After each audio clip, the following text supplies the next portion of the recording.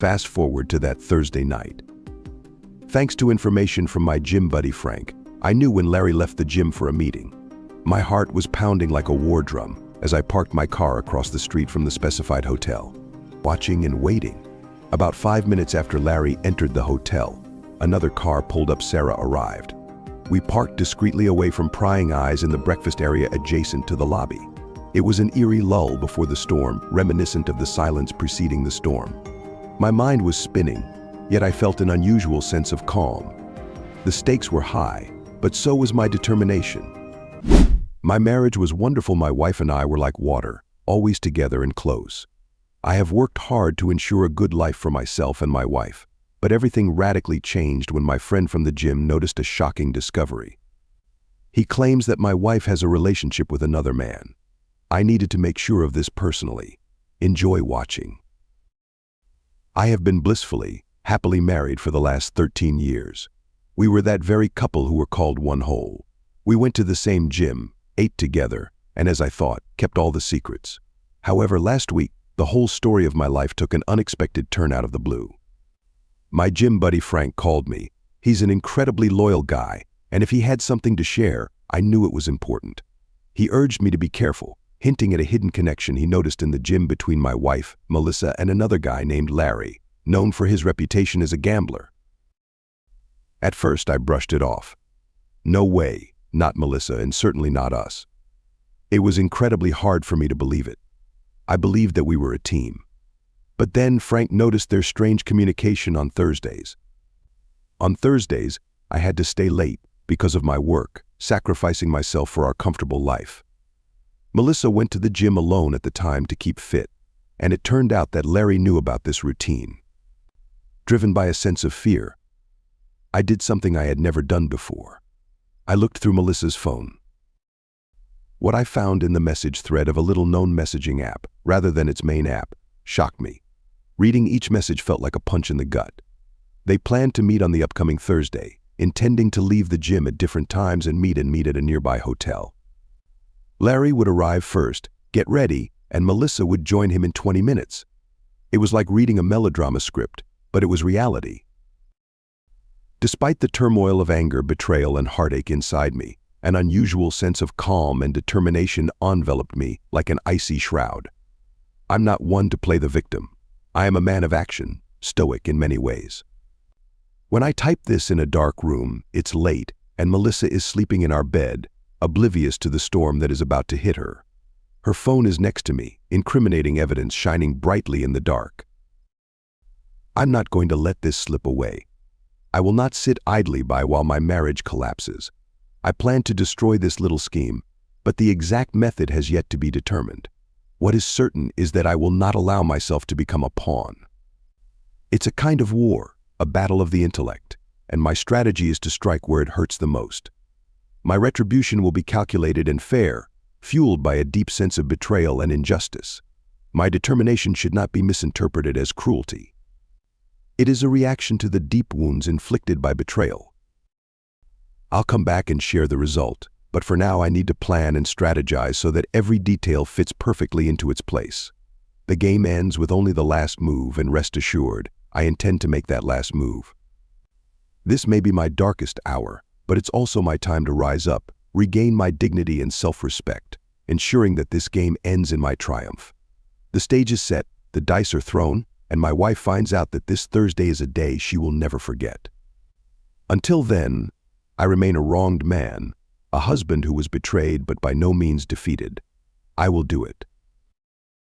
I didn't sleep well, and I woke up completely sleepy, but my wife's betrayal pushed me forward. It was my point of strength. Initially, I arranged with several trustworthy colleagues to handle my workload by allowing me to leave the office early, disrupting my daily routine for an unexpected meeting. It was a secret meeting on Thursday that changed the dynamics of my marriage and the life of another man. After careful investigation, I discovered the shocking truth. Larry, who invaded my married life, was not as lonely as he pretended. He had a wife who, like me, did not notice her husband's infidelity. In addition to this, they had children. I was honestly shocked when I found out.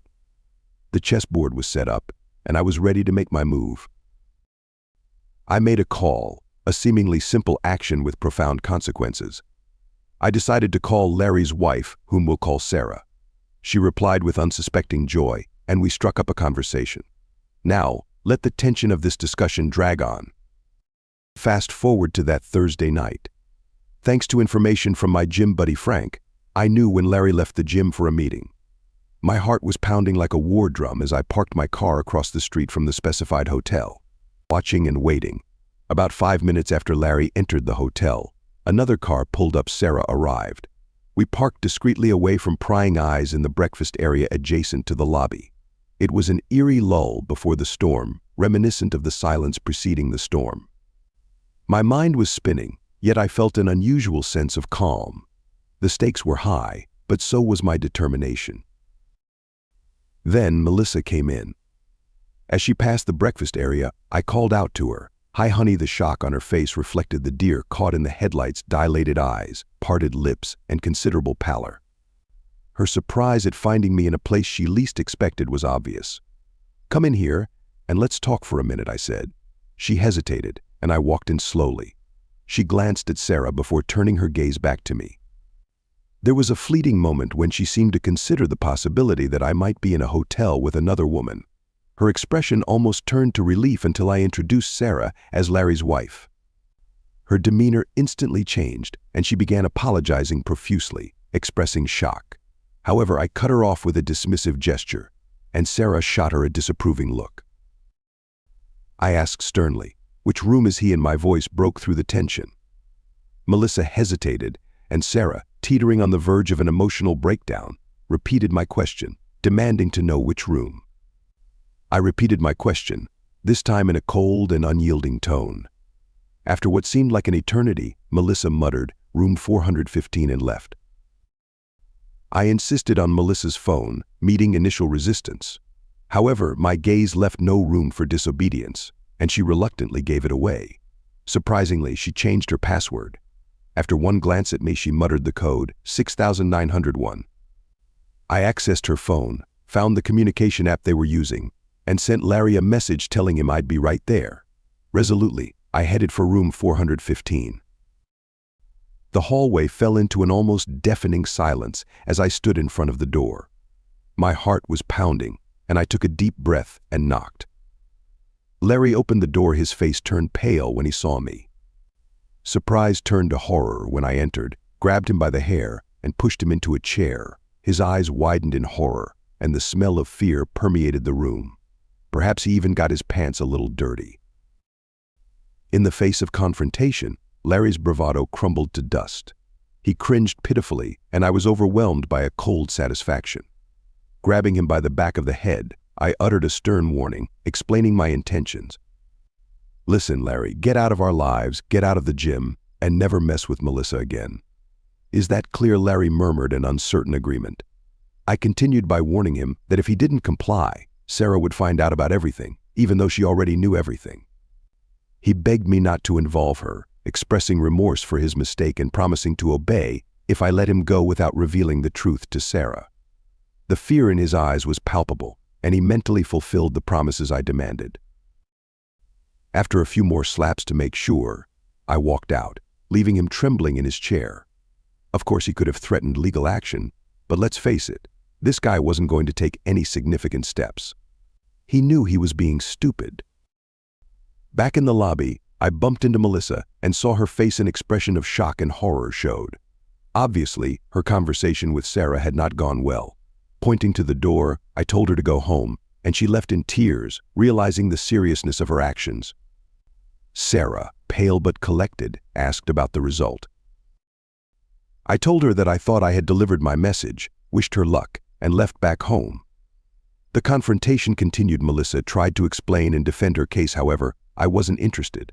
Her action spoke louder than any words. I advised her to prepare for the move, and she reluctantly agreed. Her remorse had no effect on my resolve. After a week, Melissa and I coexisted in the same house, leading parallel lives. She tried to revive what had been lost, but it was too late. She was no longer the woman I loved. She was a stranger.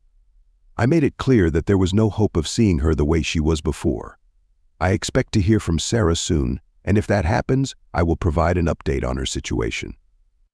In this final post, I want to express gratitude for following my journey. Your support has meant a lot. I've received numerous private messages about Sarah and Melissa, and it's time to clarify. A few weeks after the confrontation, Sarah called, her voice reflecting anxiety. She recounted her encounter with Larry at the hotel where, expecting to leave, he was met with his wife's cold gaze in the breakfast area. He dropped to his knees, pleading for forgiveness. Sarah, being compassionate, decided to give him a chance. They're now attending marriage counseling to salvage what remains. I wish her peace and happiness, whether they stay together or not. Regarding Melissa, she has moved out, and our communication is strictly through lawyers. I won't let her transgressions disrupt my peace any longer.